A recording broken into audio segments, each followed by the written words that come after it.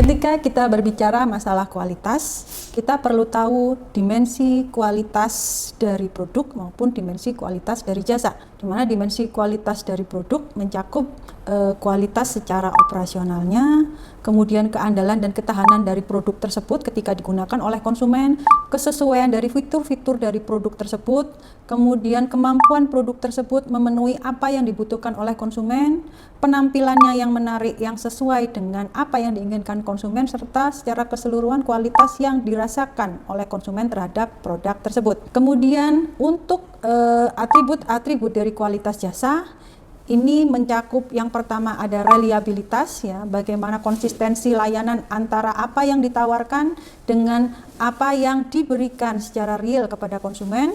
Kemudian responsif, seberapa jauh responsif dari perusahaan terhadap kebutuhan-kebutuhan layanan konsumen. Kemudian selanjutnya ada kompetensi, yaitu seberapa besar keterampilan serta pengetahuan yang dimiliki oleh penyedia layanan jasa terhadap apa yang dibutuhkan oleh konsumen.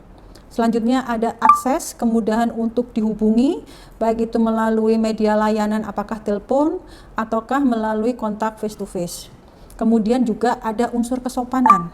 Sekali lagi karena adanya tingginya kontak antara konsumen dengan penyedia layanan jasa atau konsumsi produk menjadi satu kesatuan dan langsung kontak dengan konsumen, maka kesopanan ini pun menjadi faktor penting dalam atribut kualitas dari jasa tersebut. Nah, kemudian juga terkait komunikasi, bagaimana komunikasi yang dilakukan, kemudian kredibilitas dari penyedia jasa, keamanan, seberapa jauh pemahaman terhadap konsumen, juga yang tidak kalah penting adalah bukti fisik dari layanan tersebut. Bagaimana ruangan, bagaimana situasi, bagaimana background dari ruangan itu juga mencakup dari kualitas layanan yang diberikan oleh perusahaan. Nah, kualitas secara keseluruhan ini juga berfungsi untuk mengurangi biaya-biaya kualitas yang akan muncul karena adanya kualitas yang tidak tercapai. Apa saja biaya tersebut? Ada biaya pencegahan, yaitu biaya untuk menghindari munculnya kecacatan atau layanan yang tidak sesuai. Biaya penilaian atau appraisal cost yang mencakup evaluasi terhadap produk apakah layak atau tidak diberikan pada konsumen, ya. Kemudian juga biaya dari kegagalan internal, ini disebabkan karena produk atau layanan yang rusak yang sudah diproduksi. Kemudian ada biaya eksternal, yaitu biaya yang terjadi setelah barang itu sampai di tangan konsumen. Ini adalah biaya-biaya mencakup kondisi di mana kualitas itu tidak sesuai dengan apa yang diinginkan. Nah, bagaimana untuk menghindari munculnya biaya-biaya kualitas tersebut dan bagaimana memunculkan dari dimensi-dimensi kualitas baik untuk produk maupun jasa, maka kualitas ini tidak bisa hanya dimunculkan dan dibebankan pada satu atau dua pihak dari perusahaan.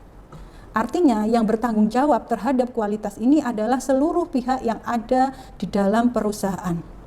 Nah, ini yang memunculkan yang namanya total quality management. Apa itu total quality management?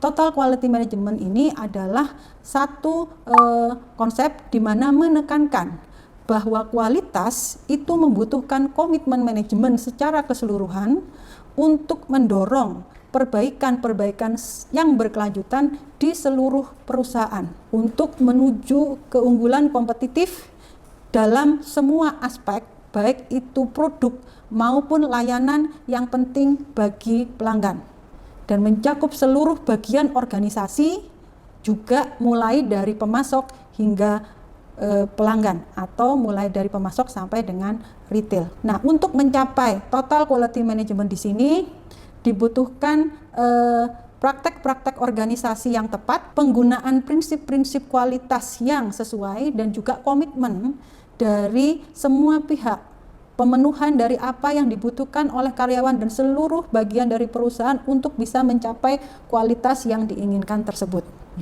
Dan untuk mencapai tersebut dibutuhkan beberapa alat.